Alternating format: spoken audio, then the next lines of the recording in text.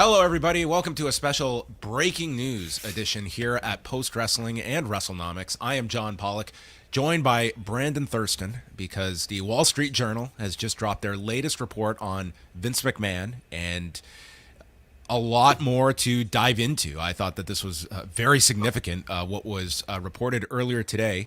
And Brandon, I went from taking my daughter to toddler time and coming home and then seeing what was going on in the wrestling world. And here we are about an hour later as we sit down for this breaking news edition. Yes, did the folks at Toddler Time update you on the situation? No. We were all singing Baby Shark, and little did we know that the larger shark, Vince McMahon, was going to be at the center of yet another Wall Street Journal reporting here from Joe Palazzolo and Ted Mann, who might be the most famous wrestling adjacent reporter that has less than 200 followers on Twitter. I think Ted Mann, he certainly deserves a signal boost for his work this year in the wrestling space. Yes, yeah. So the story that they just posted this morning, I guess, or this afternoon, two big pieces that I see from it is that there's a new allegation to the media about the lawyer for presumably a woman who is a manager of a spa in California, is alleging that Vince McMahon sexually assaulted her. Rita Chatterton, the former referee from the 80s, is looking for more than an $11 million settlement. Sounds like there's been communication between Vince's lawyer, Jerry McDevitt, and those parties. And Vince McMahon is looking to make a comeback.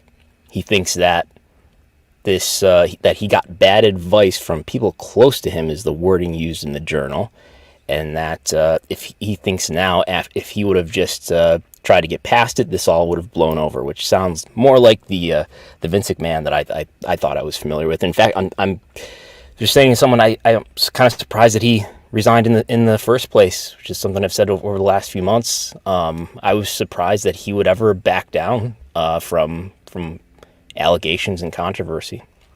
Yeah, I mean, when you look back at it, and this has been, when you look at just stories like this, I mean, it's an interesting space that Vince McMahon occupies in the sports and entertainment realm, and it's a really sad commentary. I can't necessarily say that he is wrong, that he could have weathered this storm and just gone through it. Like, how pressing was Vince McMahon in terms of attention from people after the announcement of his resignation? Now, part of that might have been part and parcel the fact that he has stepped down, and that was going to take the heat off. But it's hard to say. But that is certainly going to be an area of focus. But I do feel like the headline here is the fact that we have yet another allegation. When I saw the words spa on there, I'm immediately going to the Tanzabar one. I was like, no, This is a separate incident from 2011 that is alleged, and is quite the story here, according to the Wall Street Journal's reporting, that this spa manager, who is not named, did report it to the resort that she worked in at the time, and informed her husband. And I guess there was a WWE show in town, which is why Vince McMahon was at the spa, and then the husband showed up allegedly at this WWE event with a baseball bat to confront Vince McMahon, and was turned away. And I'm like, it's just such a wild story that you're amazed that this did not get any kind of spotlight at all of, someone showing up with a baseball bat at a wrestling event. I mean, it's just one of those stories that, I mean, it's certainly a wild one. And it says she reported it at the time. It doesn't say whether that's to the police or what exactly that means. They said reported to the resort at the time. The resort. Yeah. So that, in fact, when I read that paragraph about the spa and it said California, I was almost like, did they make a mistake here? Because the Tanzabar allegation is in Florida. Right. But yes, that of the known, I suppose, allegations against Vince McMahon for sexual misconduct, I've got the four that were related to the original Wall Street Journal reporting, plus Rita Chatterton, plus the Tanzabar, plus this one. I believe that brings it to 7 that we know of. So, yeah, I guess, when when you've been accused of sexual misconduct once or twice, the likelihood that you have the likelihood that there will be other allegations does mount. And just even having like multiple allegations in a similar location, like in these spas. I mean, it's like you're seeing patterns here on Pattern top of behavior. Yeah, there's similarities between. There's similarities between the allegation of coerced oral sex towards a talent and some of the recounting of the limousine story from Rita Chatterton in terms of Vince sort of dangling that he would help you with your career.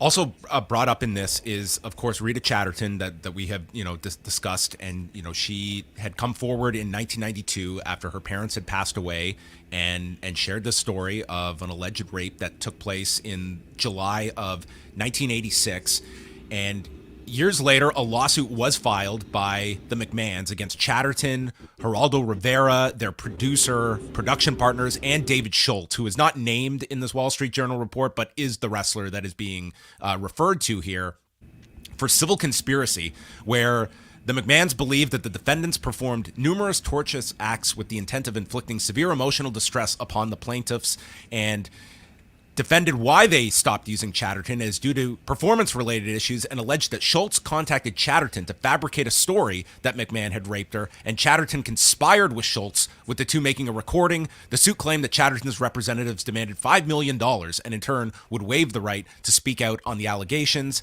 and the McMahons were seeking damages, and eventually the lawsuit went nowhere, and it just got dropped, and the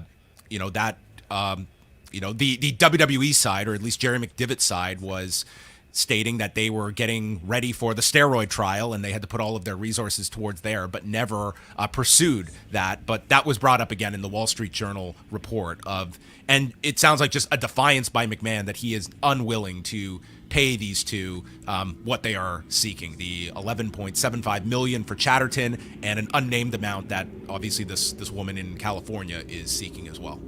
Right, and there's new laws in New York and California that I believe allow alleged sexual assault victims to seek. I don't know if it's civil settlements, to file suits that would have otherwise been barred by the statute of limitations. So they aren't bound by a certain timeline of when these allegations occurred, which, I mean, you're talking about for Rita Chatterton, like 37 years almost, and with even the new uncovered allegation, we're talking about over a decade as well, 12 years roughly. Yeah. I mean, again, it paints like just such a terrible picture, I think, of Vince McMahon, and yet it seems he is.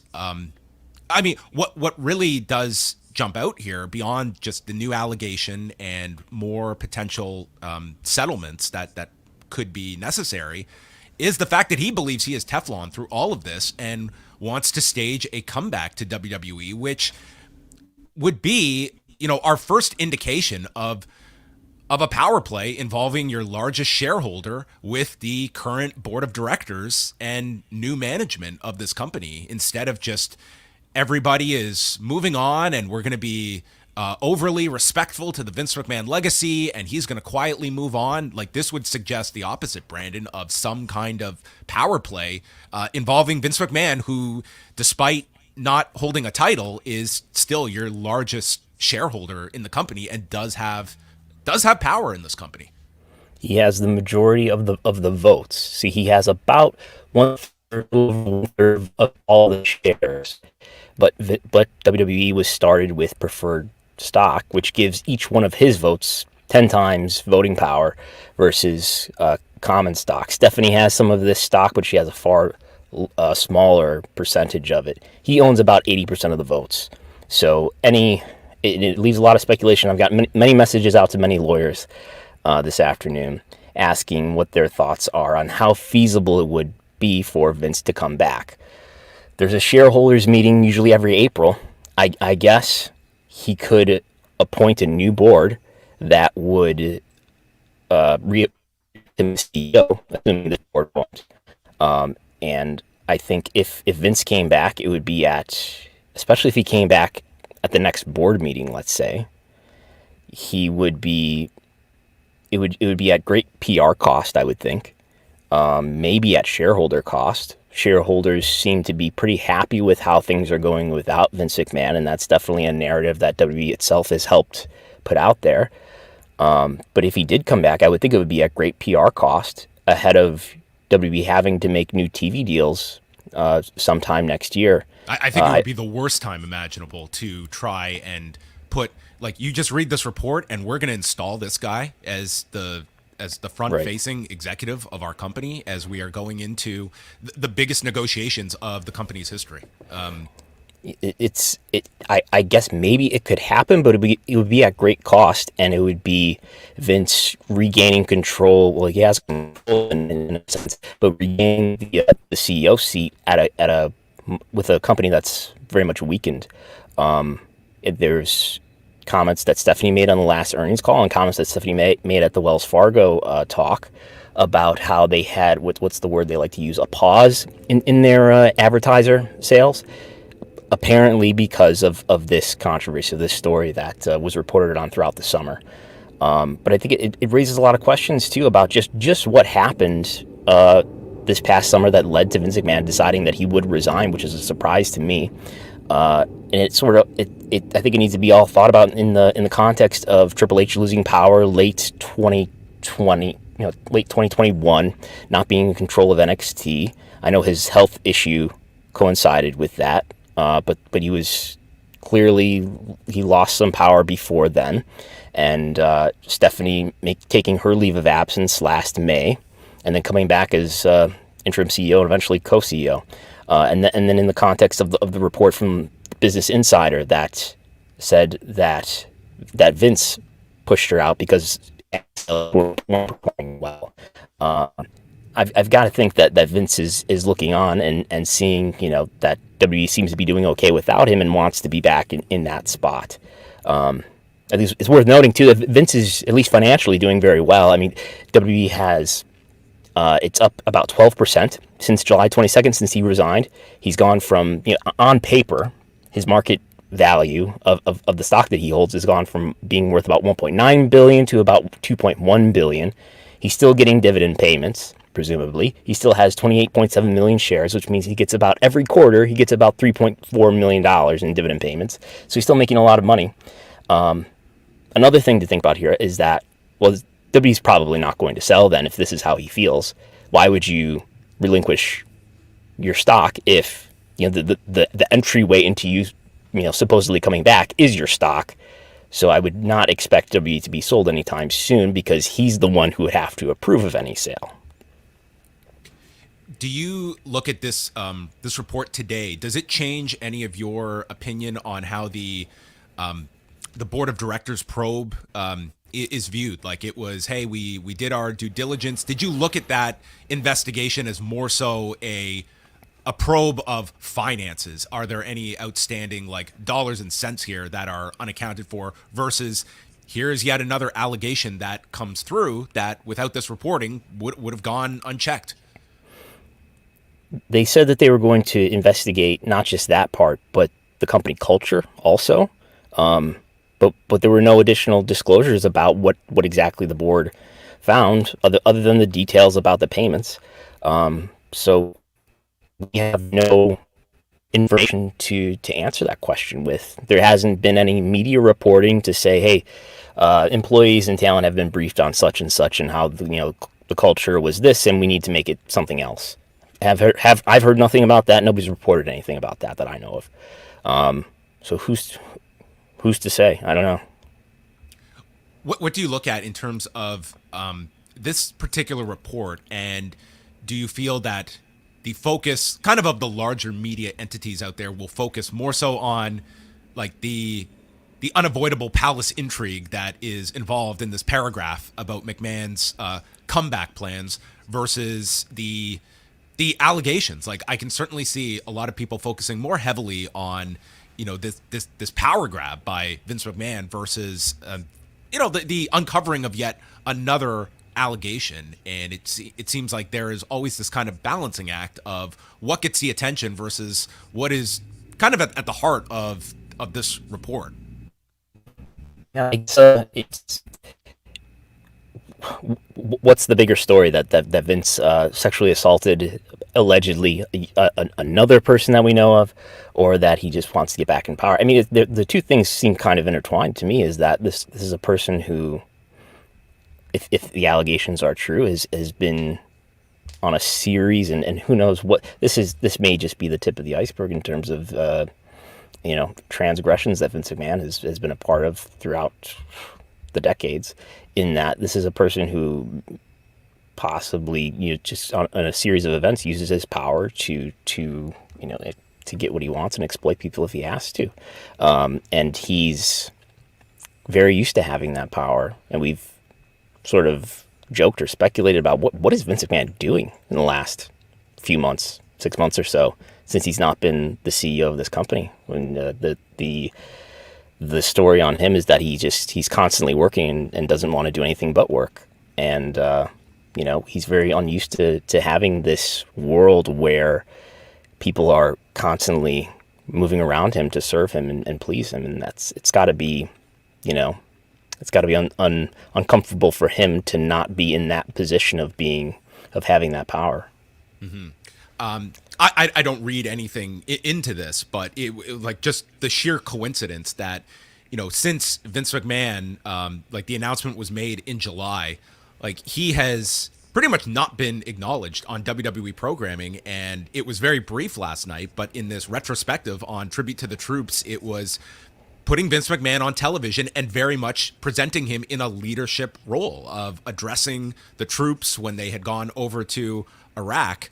And I cannot remember if you have seen that. I didn't know that was on TV last night. That was on TV last night. It was just a video recap of their history of the Tribute to the Troops. But there is Vince in the ring addressing everybody and just positioned as our leader. And it's again, I believe that's just a coincidence, but it is interesting that, he did not get some royal send off at the end. It was just, we are going to move on from Vince McMahon. They have been very, Paul Levesque, Stephanie McMahon, obviously they have been very complimentary of Vince McMahon. And that has really echoed, I think as well, sort of the wrestler reaction to a lot of what has gone on with Vince McMahon. It is almost like, well, this stuff is not great, but man, he was great to me. And, I can't say anything bad about the guy. I think that kind of passive opinion of Vince McMahon, I think it's really hard to sort of justify that when so many of these allegations are thrown out, that at the very least, I think you have to, apply some sort of, opinion here in such a way that is not so congratulatory towards the legacy of Vince McMahon, as though this is just some bump in the road for his legacy and not something that is more defining.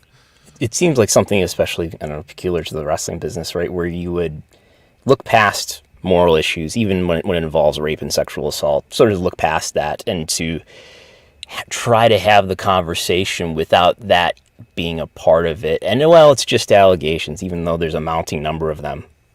And that, look at, you have to respect the business. Wow, you have to respect him as a businessman. He had so much success, and I think it'll be interesting to see what the documentary is like this evening.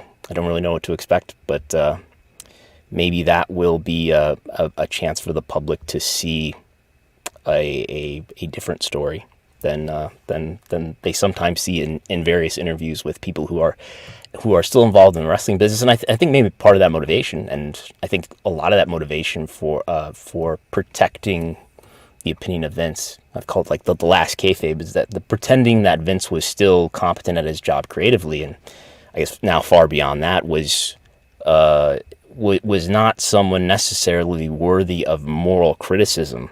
Is that, he's someone who's very much in power, and now that he's not in power, his daughter and son-in-law are in power, and you don't want to say anything that upsets them. So maybe that harms their willingness to bring you back for a payday, for a Hall of Fame, whatever it might be, the Legends deal, any kind of future job. So there continues to be this, this care and sacredness that you have to use towards Vince McMahon. I mean, Vice, if you can say nothing else, probably has the most appropriate title for a Vince McMahon documentary coming off of at least his ambitions. It's The 9 Lives of Vince McMahon that airs tonight on Vice. As I noted earlier today, up here in Canada, Vice programming all goes through the Crave streaming service, and Crave was telling me the doc will not be up on Crave tonight, and they don't have a date or it has not been decided when that doc will go up. So in Canada, you might have to do some digging to uncover this Vince McMahon documentary. But Brandon Thurston was interviewed for this documentary. Are you going in with any kind of expectations, or I mean, you certainly were privy to like the subjects that you were asked about, but it's 2 hours and it's probably going to be the most in-depth investigation into Vince McMahon from a this is an outside WWE project of going into all of this stuff. And they certainly, it seems like they spoke to a ton of people for this. They gave me a list of topics to talk about that in advance to let me know, I guess, what they were going to get into. And I assume that that's something of a summary of what the outline was for the film at the time. And it's a good summary of his career and his life, everything from his history with his father and growing up where he grew up, and his coming to power in the WWF and all through the 90s and the Attitude Era and the steroid trial, and they covered everything. I talked to them for 2 hours. I imagine I'll be in it for about 45 seconds or so, but yeah, it'll be very interesting. I understand that they're going to use a lot of dark side of the ring footage also, but obviously they did do some new interviews for it. All right. Well, we will be chatting about that Wednesday night. If Way and I can find this documentary, we are going to do our best, and we will chat about that on Wednesday night for Post Wrestling Cafe members. Brandon, of course, you can catch all of his work, patreon.com/Wrestlenomics. The Thursday 30 drops every Thursday, and then Wrestlenomics Radio Sundays here at Post Wrestling. You can check it out with Jesse Collins and Chris Gullo and anything else that's going on, Brandon. We will have our Raw ratings later today. Always, yes. The world stops at 4 p.m. Yes, many scripts and programs that I've been writing to better report the ratings. Yes, can't wait for the Raw ratings to come out. Okay, probably a lot more on this report coming up from both our sites in the days to come, and discussing the Vince McMahon documentary. Brandon, thanks so much for jumping on for this special breaking news alert. Maybe we will develop a sound effect for future episodes because it never stops going. But now I am back to Baby Shark Land, so that's all for me. Brandon, thanks so much for joining me. Thanks for having me.